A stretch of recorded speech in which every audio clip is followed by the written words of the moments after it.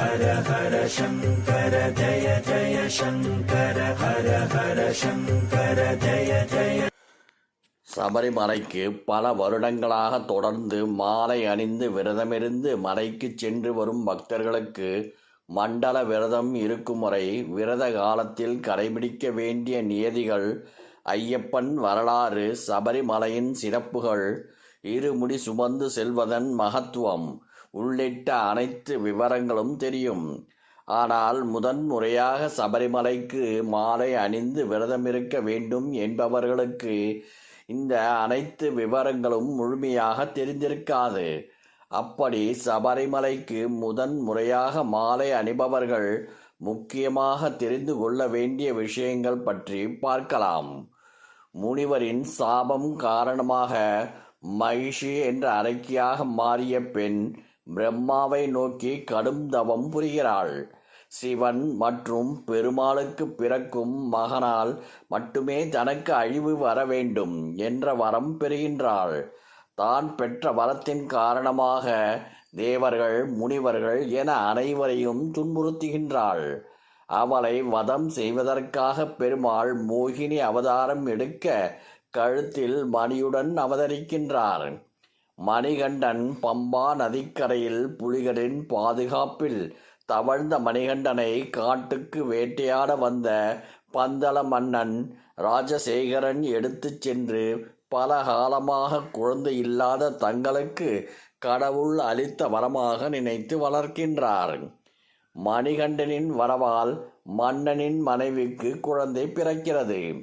அரசாளும் உரிமை மணிகண்டனுக்கு சென்றுவிடக் கூடாது என்பதற்காக இல்லாத தன்னுடைய தலைவலிக்கு புலிப்பால் கொண்டு வருவதற்காக மணிகண்டனை காட்டிற்கு அனுப்புகின்றாள் அரசி.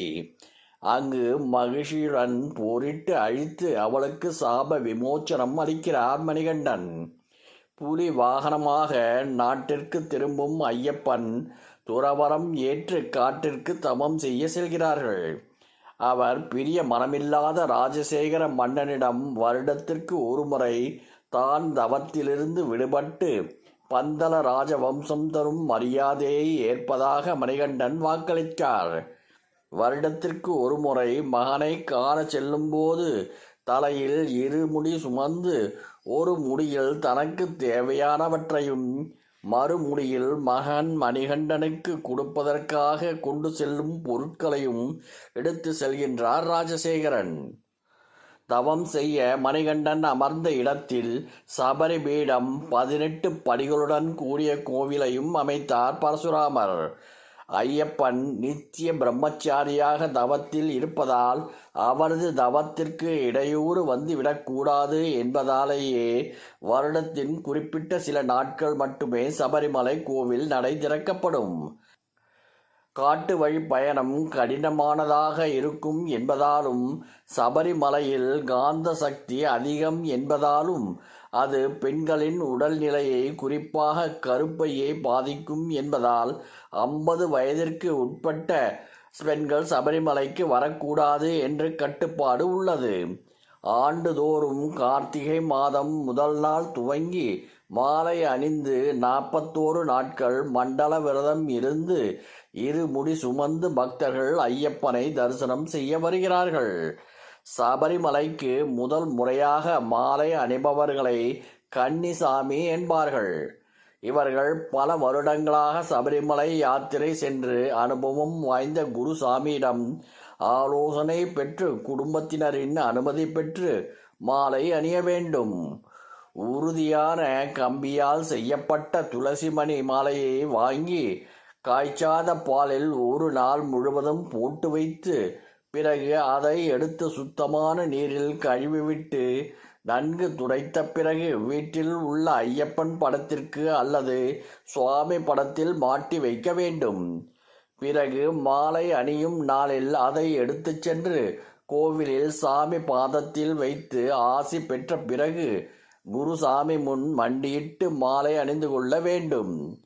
குருசாமி இல்லாதவர்கள் தாயே முதல் தெய்வம் என்பதால் அவரின் முன் மண்டியிட்டு வீட்டிலேயே மாலையை போட்டுக்கொள்ளலாம்.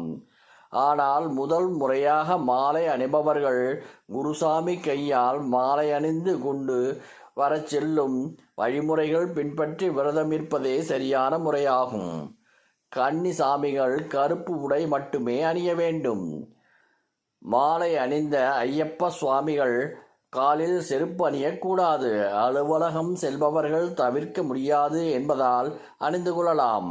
காலை மாலை இரு வேளையும் குளித்துவிட்டு ஐயப்பனுக்கு பூஜை செய்து வழிபட்ட பிறகே உணவு எடுத்துக்கொள்ள வேண்டும்.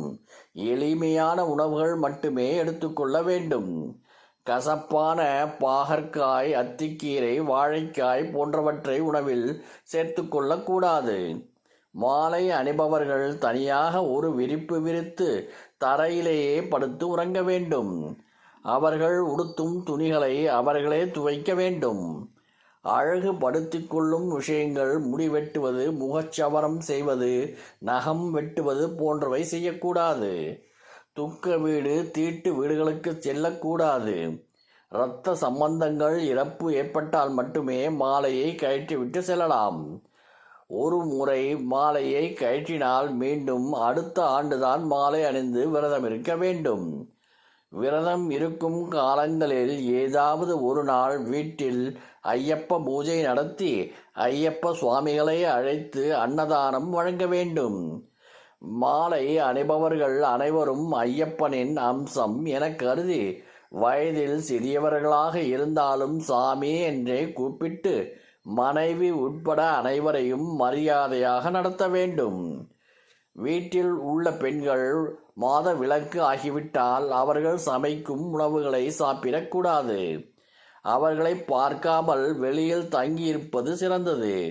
வீட்டில் தனி அறை இருந்தால் அவர்களை தனியாக இருக்க சொல்லிவிட்டு நீங்கள் இருந்து கொள்ளலாம். மலைக்கு சென்றுவிட்டு மீண்டும் வீட்டிற்கு திரும்பிய பிறகு கோவிலுக்கு சென்று அல்லது வீட்டின் தாயின் கைகளாலேயே மாலையை கழற்றி விட வேண்டும். கழற்றிய மாலையை மீண்டும் பாலில் போட்டு ஒரு நாள் வைத்திருந்த பிறகு அதை கழுவி சுத்தம் செய்து துடைத்து பத்திரமாக வைத்திருந்து அடுத்த ஆண்டு பயன்படுத்திக் கொள்ளலாம். ஒவ்வொரு முறையும் புதிய மாலை வாங்கி அணிய வேண்டும் என்று கட்டாயம் கிடையாது. ஒரு மாலையை எத்தனை முறை வேண்டுமானாலும் அணியலாம். ஹர ஹர சங்கர ஜய ஜய சங்கர ஹர ஹர சங்கர ஜய ஜய